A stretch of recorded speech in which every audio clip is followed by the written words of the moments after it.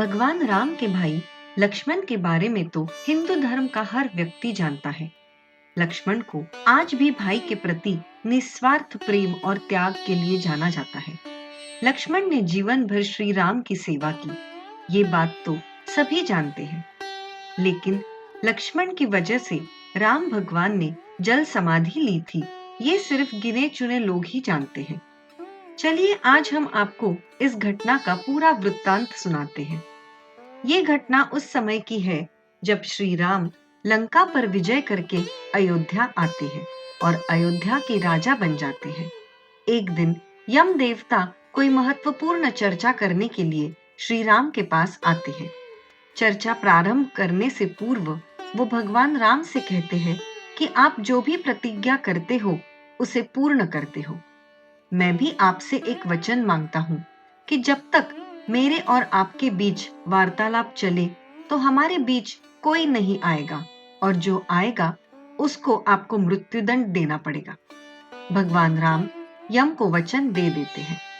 राम लक्ष्मण को यह कहते हुए द्वारपाल नियुक्त कर देते हैं कि जब तक उनकी और यम की बात हो रही है वो किसी को भी अंदर न आने दे, अन्यथा उसे उन्हें मृत्युदंड देना पड़ेगा। लक्ष्मण अपने भाई की आज्ञा मानकर द्वारपाल बनकर खड़े हो जाते हैं। लक्ष्मण को द्वारपाल बने कुछ ही समय बीतता है। वहां पर ऋषि दुर्वासा का आगमन होता है। जब दुर्वासा ने लक्ष्मण से अपने आगमन के बारे में राम को जानकारी देने के लिए कहा तो लक्ष्मण ने विनम्रता के साथ मना कर दिया। इस पर दुर्वासा क्रोधित हो गए तथा उन्होंने संपूर्ण अयोध्या को श्राप देने की बात कही।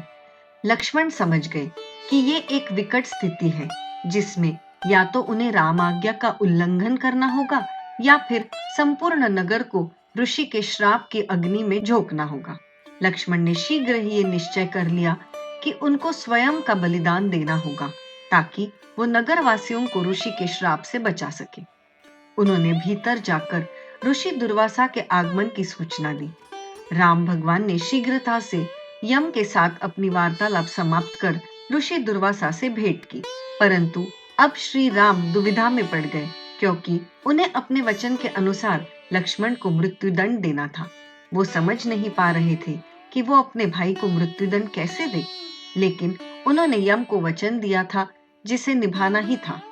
तो भगवान श्री राम ने सोचा कि लक्ष्मण को मृत्युदंड देने से अच्छा ये होगा कि वह लक्ष्मण के साथ खुद भी जल समाधि ले ले। फिर भगवान राम ने अंततः सारी प्रजा के सामने लक्ष्मण के साथ जल समाधि लेने की घोषणा कर दी। फिर राम और लक्ष्मण सरयू नदी की तरफ निकल पड़े। उनके पीछे पीछे भरत, शत्रुघ्न, हनुमान, सुग्रीव और जामवंत समेत सारे नगरवासी भी विलाप करते हुए सरयू तट पर पहुंच गए।